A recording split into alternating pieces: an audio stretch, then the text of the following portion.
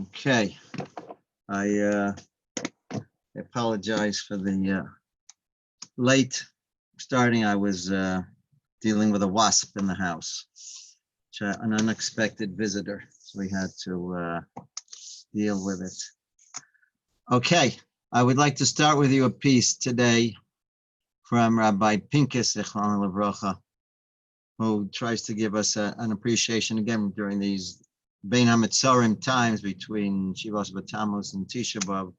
We'll be touching on ideas that deal with the Beis HaMikdash. So he quotes famous medrash. It says, Mizmor LaAsaf, a song to Asaf, Elokim bo goyim benachal osecha. The nations of the world came into your inheritance. That's what it says in the pasuk when it describes the Churban Beis HaMikdash. And the Medrash comments, and it says, Lo havikra tzorach lameimar ela bochi yos la'asaf. Why does it say Mizmor la'asaf? That it's a song of rejoicing to Asaf. It would have been more appropriate to write that these are the tears of Asaf, or Nehi la'asaf, or Kino la'asaf, all types of descriptions of crying and mourning. Well, Mao Omer Mizmor. So where does the word Mizmor play a role over here when we're discussing the Churban Beis HaMikdash? That's the question.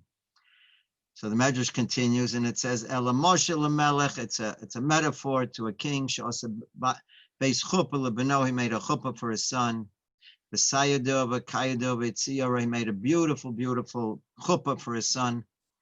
V'yotza beno l'tarbus ra. But the son left. He went off. Miyad olah hamelech l'chuppah. So immediately the king went to this chuppah. V'kara es havilo. He tore down the curtains. V'shiber es hakonim. And he broke the beams. V'notel pedagog shelo. He took his teacher. Ibuv shel konim v'hayim mizamer. And he gave him to him, and he started singing. Amru lo hamelech. The melech said, Hafach chupasol shel beno v'ad yoshev v'mizamer. He said, the king, you destroyed his chuppah, and you're sitting and singing. So Amar lahem. So the king responded, and he said, Mezamer ani, I'm singing. Shahafach chupasol shel beno, that I overturned the chuppah of my son. V'lo shafach chamaso al beno, but I did not take out my anger on my child itself. So kach amru la'asaf. This is what Asaf said. HaKadosh Baruch Hu hichrev heichalu migdash. Hashem destroyed the Beis HaMikdash. V'ata yoshevu mezamer. How are you singing? So Amar lehem. So Asaf answered them, Mezamer ani sheshafach HaKadosh Baruch Hu chamaso ala eitzim v'alavonim. That Hashem took out the midas hadin on the building, v'lo shavach chamaso al Yisrael, and did not take out the midas hadin on the Jewish people themselves. That's the Medrash.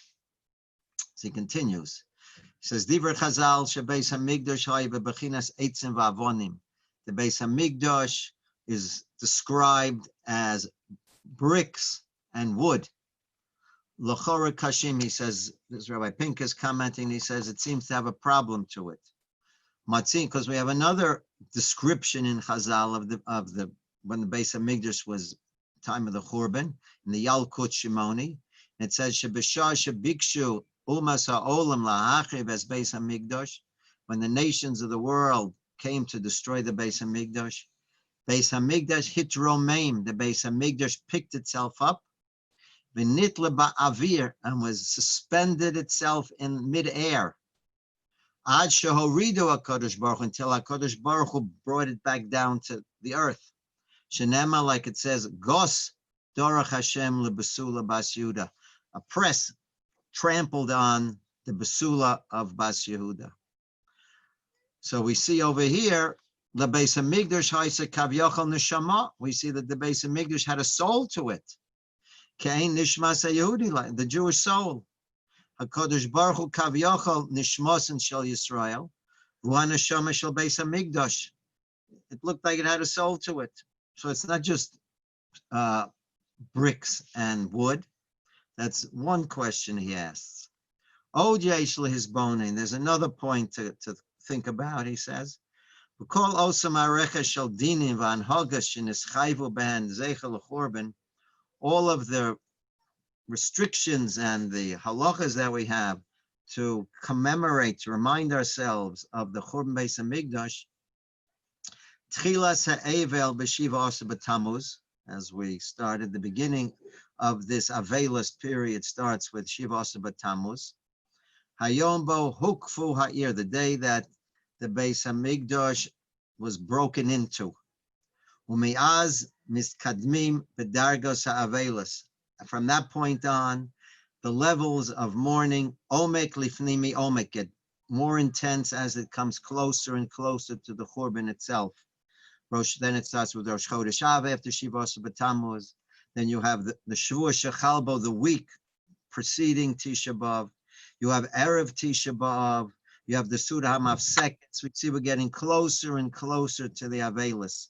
She begeder shel aninus. Once we reach the Suda HaMafsekes, we're reaching a point where it's like and Chas Shalom, if someone dies before you bury the person, that's the representation we're connecting to by the Suda HaMafsekes. And Tisha B'Av itself in the morning, that we're mourning, literally we're sitting on the floor. Moridim es tefillin, we take off our tefillin. Vaf masirin es parochas, we take down the curtains from the Beis Hamikdash, from the Aron HaKodesh rather. Akol likras harega, all connecting to that moment of the burning of the Beis Hamikdash itself. V'nei lamar b'hapela, so then all of a sudden we see, strangely, B'giya chatzos hayom, when it reaches midday on Tisha B'Av, also rega nora, at that moment when the fire itself took hold in the bait, when they lit the Beis Hamikdash itself on fire, the rega zet, that moment, nishbar avelis, the avelis stops. U'kavyochel mekablim nechama, and from that moment on, we're taking nechama, nichum, we're taking comfort. Kami mi aritzpa, we get up from the floor. Manichin tefillin, we put up tefillin on now. U'machzirin es haparochas, we put the curtains back on the Aron HaKodesh. V'hadavra tamua ad ma'od. How are we meant to understand that? Tisha B'Av adayin lo histayem. Tisha B'Av hadn't yet finished. U'kvar yeshna hafkos kol shehi ma'otzemes noras havelis. And we're on some level removing the mourning. How do we make sense out of that? To me, no surface, Rabbi Pinkas asks another question. Is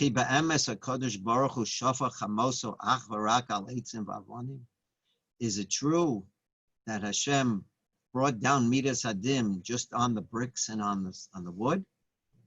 If we continue on in the Mizmar, in that parak of Tehillim, Ayin Tes, Muva Tiyar Nora, we get a frightening description what happened during the Beis Hamikdash, during the Churban. It says, Bo Goyim benachal, how the Goyim came into your inheritance. Timo es heichel, they profaned your Beis Hamikdash. Nosnu es nevelas avadecha, they took the bodies of your servants, they gave it over to the animals. Boser chasidecha, the dead, your chasidim, the holy Jews, were left over for the animals. Shavchu damam, the murder and the pillaging that happened to Yerushalayim. Was it just that the Beis Hamikdash was destroyed?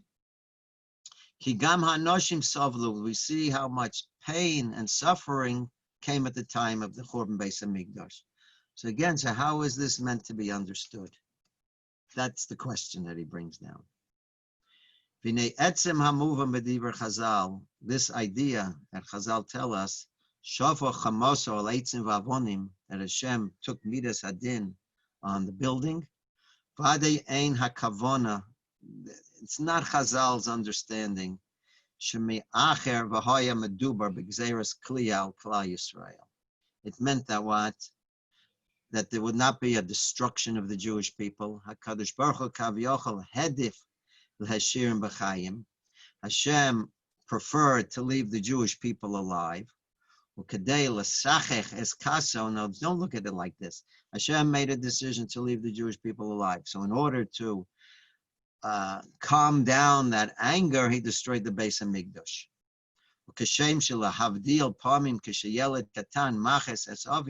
We see, in comparison, when a little child gets his parent angry, instead of hitting the kid and breaking the kid's head open, the father will take a rock and he'll break the rock and he'll throw through a window and break the window, and then he'll calm down. Khalili says, Chas v'sholom, don't ever look at it from that perspective at all. That's not what Chazal were trying to tell us, that instead of breaking the child, Hashem broke the building. That's not what it means. So look at how he describes it, a very beautiful idea. He says, Yesh no mashal mufla, I have a beautiful metaphor over here. I'm going to give you a metaphor that Rabbi Pincus tells us that's going to give us a whole understanding of what transpired during the period of the Churban. It says, Moshel L'Tzayer. It's a metaphor to an artist, a painter. Uman Mumche, a professional artisan. Asher Keminig HaTzayarim, like all artisans, Bikesh L'Tzayer Tzir Echad Nifla. They want to do something that's going to be the best of the best. Bo Yashkia Eskol Kishronosov. He puts all of his effort, all of his mental facilities. V'yashkia avodim umetzitz. He puts in an enormous amount of effort. Hu ola al har gavoa. So he puts it all in, and then he goes up onto a high position. Shemimenu nira nof rachav. There's a beautiful overlook. Marchiv ayin, the eye can a broad expanse. Yoshev sham, he sits there. V'tzayer yamim v'leilos. He's painting by day and by night. But daikanut gedola, with enormous precision. Eskol mahuso hu hishkia b'yitzirazu. He put everything he had into this painting. Ad shahotzi mitachas yodav yitzira miyuchedes lahafli. Until at the end came a painting which was something indescribable. Mamesh yitzira chayav, the painting of his life, the crown of his work. V'nei biyoso sham al rosh hahar yachad im chaveirov. While he was up there on this high point, he was together with a friend. Ukishigia sof l'siyum avodasim, when it came to the end of his work, bikesh osat sayar livdok ad kama hatzmuna nifla. He wanted to see how beautiful was this painting. V'kama hi mishakefes es kol hanof harachav. He wanted to see, he was painting the beautiful scenery in the distance, and he wanted to see exactly how precise and how well he was able to capture that scenery on the canvas. And when you're up close to a painting, you can't really discern the klaluso shel hatmuna. You cannot see the broad expanse of a painting. When you're up close, you can only see what you see up close. Therefore, he niach es hatziyur, he left the painting. Al kain hatziyur, v'heichel ifsoa acharonit. He starts taking some steps. He's going backwards. Kol kadei richuz, while he's focusing, he's bononus merachok al yitzirasu amafla. He's walking back and just taking in the painting. V'kach poseu psia achora. He's going back. Another one, he's going back. Ve'enu sam lev, but he's oblivious. Ki me'achorav, behind him, unnoticed to him. V'mercha kama psios, in another few steps, Tahom Pora, there's an open chasm. Chaveru tzoek la'avero, and his friend who's by the painting is screaming out to him, making motions, atzor, that he should stop, waving his hand, putting his hand, stop. Yesh tahom, he's telling him there's a chasm there, there's a drop. Viluhu kol kulo merukaz, he's so focused, but siyur shilafonov, on the painting that's in front of him, B'yofio, how magnificent it is. Hu posea od psiyach, or he takes another painting. Below Shah, he's completely oblivious to what his friend is saying. You can't hear him. He doesn't see him. He's in his own world. This painter, he's focusing in totally on the painting. So when his friend sees that he cannot take him out of that focus, he's in literally one more step, and he's going to fall off the cliff. The only resort he has is to knock down this painting, to start tearing it apart. When the painter sees this, the painter jumps on this person. He starts screaming at him, what did you do? You destroyed my whole life's work. So his friend responds and he says, go and look. Look what I did for you. He's bonein me'achor, look behind you. Od psiachas, had you taken another step, mitoch rikus, because you were so focused in on this, hayisi nofel at home, you would have fallen off the cliff, you would have been dead.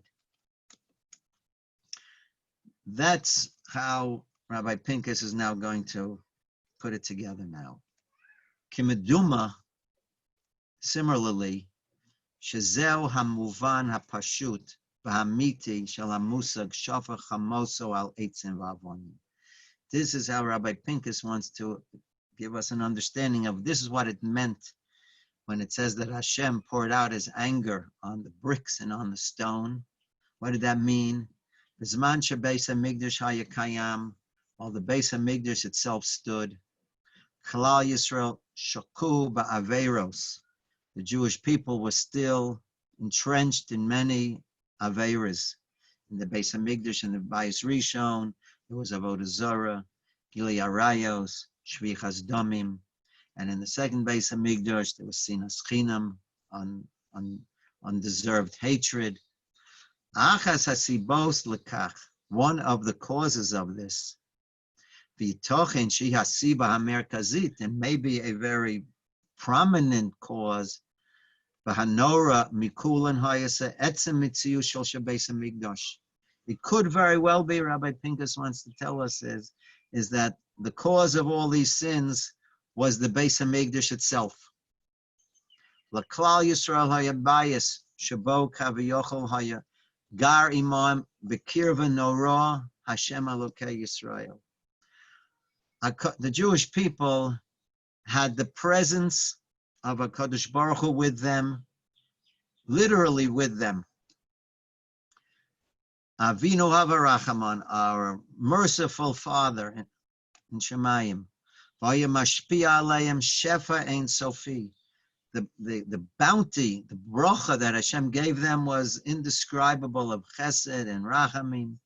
V'yom HaKippurim, on Yom Kippur, hiskapru lahem, when the Jews went to the Beis Hamikdash, they got an atonement, kol avanosayim al yidei asara mishtalech, through the goat.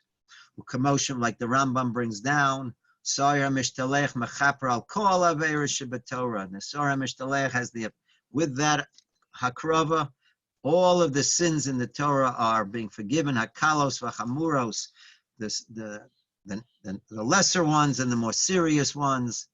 Bein she'avar bezodim, whether they were committed deliberately. Bein she'avar b'shkago, they were done unknowingly. Bein shahodalo, whether he was aware of it, the person. Bein shalohodalo, whether he was not aware of it.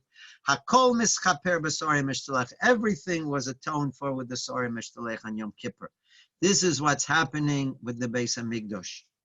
Below, not only that, ela'af b'mesha kol hashana kula, during the entire year, Yehudi she'avar aver, if a Jew would commit a sin, he would bring a korban and he would get an atonement. And that's why is the Beis Hamikdash called the Lebanon, right? Our neighbors up north, the Lebanon. What's Lebanon mean? Shemalbin Avonoseim Shel Yisrael. They whiten, they do away with the sins of the Jewish people. That's why it's called the Livanon, the Beis Hamikdash. Kasher Amad Lifnei Yehudi Nisayon U'Michshol Kol Shehu.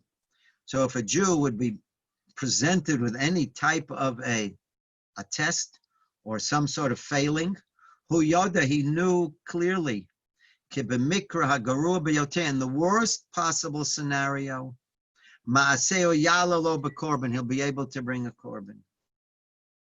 Yisera mizos, even more than that, is brought down to Mishlei. Hoka raglecha mi beis reyecha.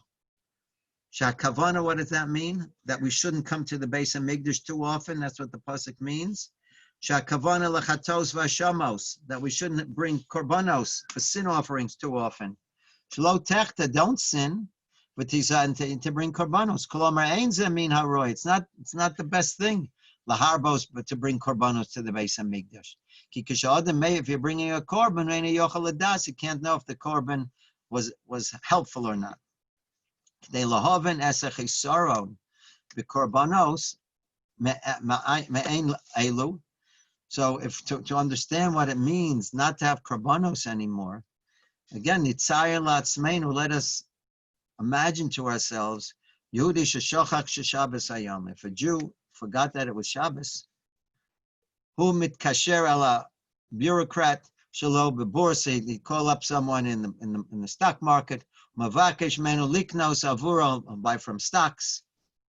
V'nei miyad kishen, when he finishes the conversation, niske, remember, oh, today's Shabbos, and he gets all frustrated. Ulam ben tayin also bekur, he already bought for himself all those stocks. He made an enormous amount of profit. So the Jew goes to the Rav and he asks him, what should I do? So he says, you buy a korban and you bring it to the Beis Hamikdash. So also that wealthy person, he says he wouldn't hesitate, and he'd bring a korban and he would go to the Beis Hamikdash. Ha-Beis Hamikdash ha-Yasiba. This is how he's trying to put it together over here. Beis Hamikdash ha-Yasiba la-Abdon. This was a cause. The Beis Hamikdash was a cause, an active cause to our loss that the Jewish people reached. If the Beis Hamikdash would not have been removed, there wouldn't have been left for the Jewish people. In other words, we use the Beis Hamikdash as a crutch. We use the Beis Hamikdash as an excuse to live a life of Averas, and that was destroying the Jewish people. And this is what Hashem was doing with the removing of the Beis Hamikdash. Hashem needed to get our attention. The Jewish people were so entrenched in sinning without any awareness of it. Like that painter, he was so focused on his painting. So too, the focus of the Jewish people was what? We have a Beis Hamikdash in our midst. They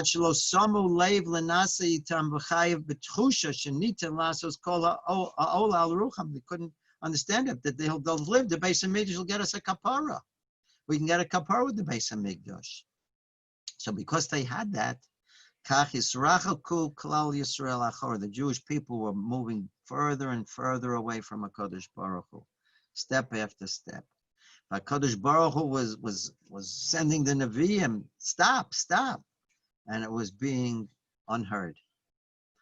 And because this was it reached such a situation that the only way to get the attention of the Jewish people, and that through that idea, was the removal of the Beis Hamikdash. So then the Jewish people now, we would have to understand that. He says, Kolomar, he says, Yesoda Inyan, what is this idea? Close off here. Churban Beis Hamikdash Higia reached the point, Kasher Habinyan Atzmo, when the building itself was the cause for the greater destruction of the Jewish people. Therefore, we say that's why it was a mizmor losov. That's why it was a song and not a kina.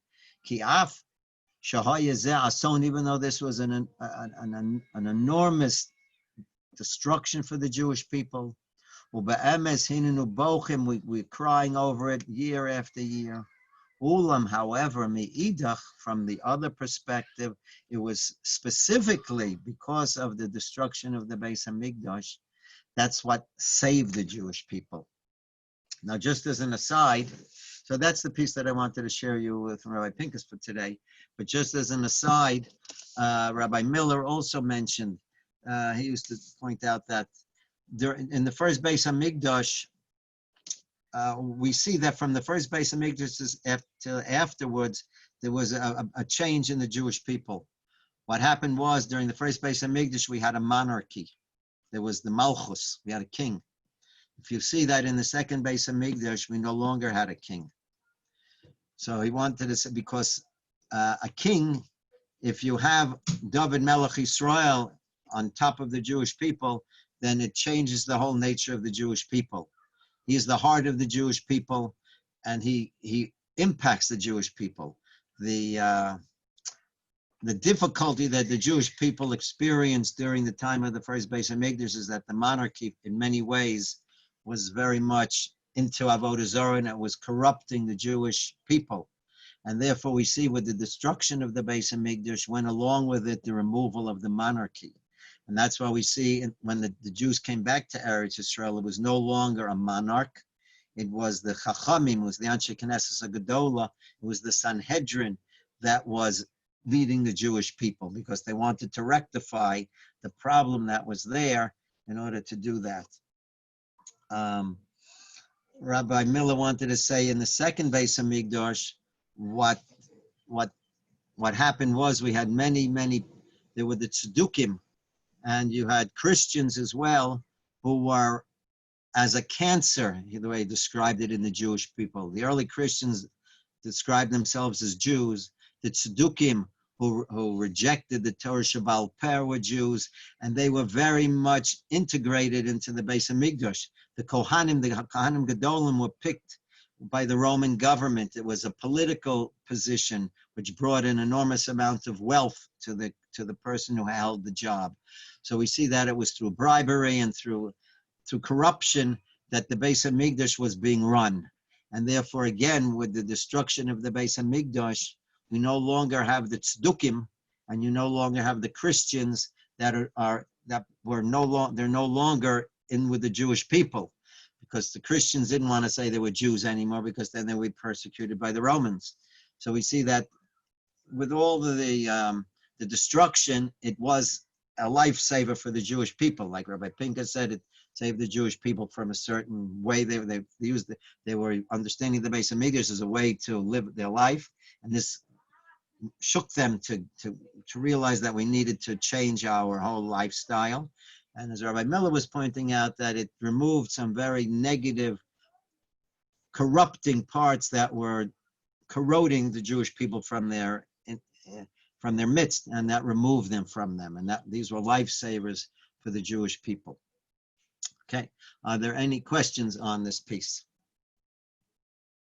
Okay, if not, so then... Very powerful. Yeah, okay. Yetz Hashem, we will pick up tomorrow. Hope I don't have a wasp in the house tomorrow. There was really an uninvited guest in this room over here. Okay, Yetz Hashem, we will pick up tomorrow. Great, have a wonderful day. Thank you so much. You're welcome. Okay, boys, take care.